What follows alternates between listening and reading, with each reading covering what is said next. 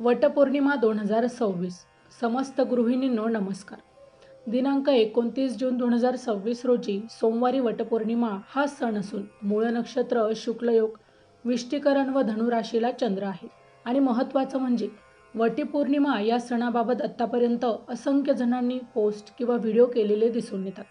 आणि कमाल म्हणजे एखादा सण, महत्त्वाचे उत्सव याविषयी महिना 2 महिने अगोदरपासूनच लोक लिहितात, जणू काही स्पर्धा आहे व यात काही बक्षिसं ठेवलेली आहेत।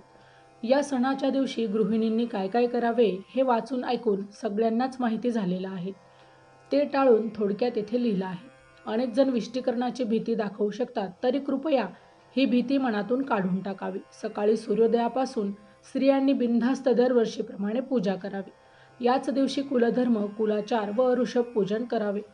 काही जण दुपारी 4 वाजून 15 मिनिटांपर्यंत मुहूर्त आहे असे देखील समज पसरवतील।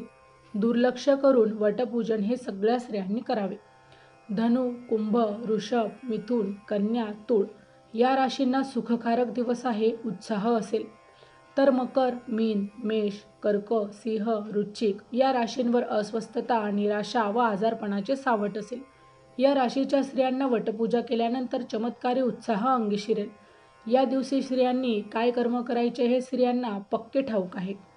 माहिती आवडली असेल तर अवश्य शेअर करा। अशाच प्रकारची नवनवीन अध्यात्मविषयक माहिती ऐकण्यासाठी आमच्या चॅनलला अवश्य सबस्क्राईब करा।